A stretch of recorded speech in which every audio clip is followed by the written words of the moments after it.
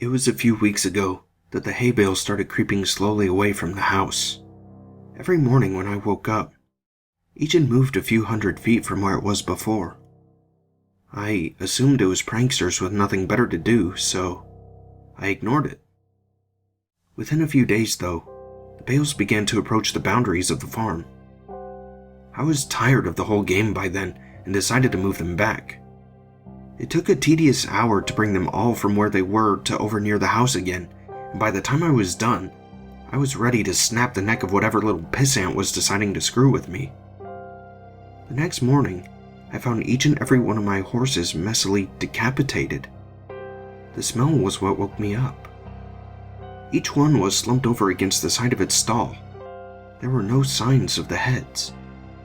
I spent the rest of the day cleaning up the mess and burying the remains. It was only when I was done that I noticed the bales of hay had all returned to their positions from the day before, scattered far out into the fields. This time, I left them where they were. That night, I sat on my porch with my shotgun in hand and a pot of coffee on the table beside me. I sat for hours, straining my eyes into the fields to catch a glimpse of who was moving my hay bales. Finally, I was beginning to nod off.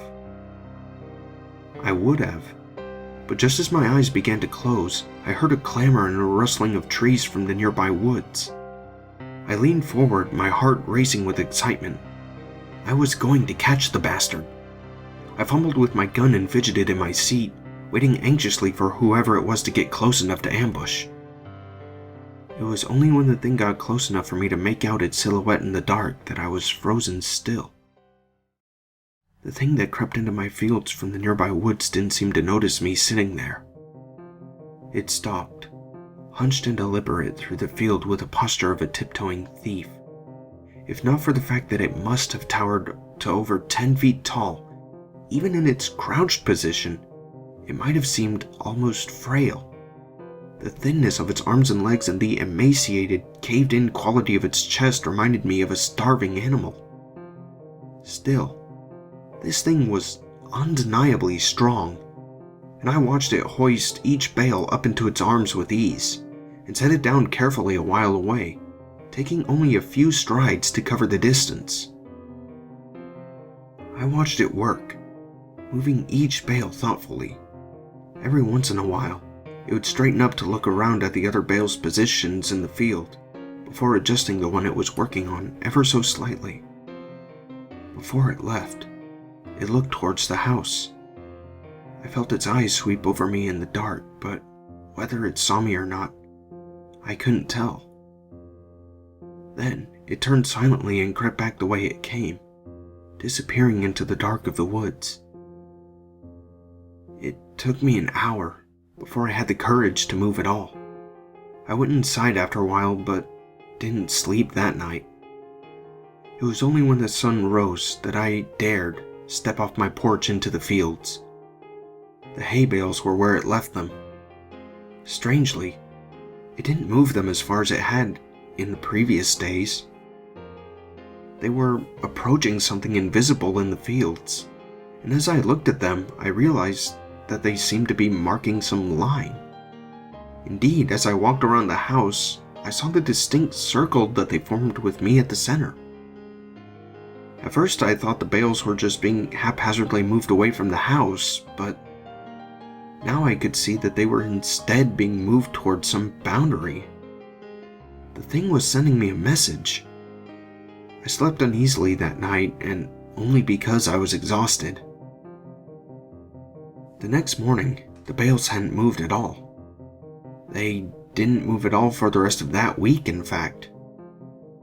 They were finally where the thing wanted them. I made myself sick trying to interpret them. Why would this thing expend so much energy moving my hay bales and threaten me with such violence should I try to interfere? Killing my horses was just that. A threat. An intelligent threat at that. It knew what would scare me, and it knew that I would understand the implications. The sound of an automobile working its way along the road to my farm one morning gave me a little rush of excitement. I'd been planning to abandon the farm since I saw the thing, but I couldn't hope to leave on foot without risking it treating me like it treated my horses. But if I could get in the car with whoever was coming my way, I might be able to escape before it could stop me. I didn't know or care who it was. I decided the moment that they stopped the car, I would jump in the passenger seat and tell them to get the hell out of here. I didn't get the chance. The car worked its way slowly along the road, trundling across the uneven ground. I urged it silently to hurry. It was when it passed between the two bales placed on either side of the road that I began to hear a booming clatter from the woods. The thing burst suddenly from between the trees, sprinting on all four of its terrible gangly limbs toward the car. Within a few seconds it was there, pouncing on the automobile like a predatory cat. Within moments it was picking and peeling the vehicle's steel frame apart, working to get at the driver. The man, whoever he was, screamed all the while, and I could hear him even over the crunching of metal and shattering of glass. It was only when the thing crushed him carelessly in its hand that the screaming stopped. It tossed him away and straightened up to look at me once again. In the sunlight, I could see the inhumanity of it. It was composed entirely of something awful and alive, which was lashed together in a messy semblance of a human form. Whatever it was made of looked so polished and hard that, if it weren't for the minute writhing of the stuff, I'd think it was made of granite. The thing retreated back into the woods, and I was left to my shock. My eyes wandered to where the car sat, the engine still sputtering between two of the hay bales. Suddenly, I understood. The message was clear. I am this thing's captive, and I am not allowed visitors. Nothing may cross the borders it has set. I'm trapped here by the thing that stalks the fields, and it demands nothing except that I never leave. Still, I don't know if I can handle being that thing's canary. I've been thinking hard for the last few days since I saw it crush that man's chest and silence him before he could finish his scream. If I crossed the hay bale border, it'd probably do the same. It'd smash my skull before I could put my hands up to protect myself.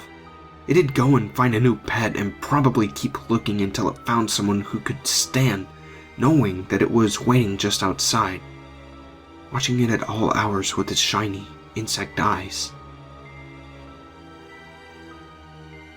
I've been thinking hard for the last few days, and I might just make a run for it.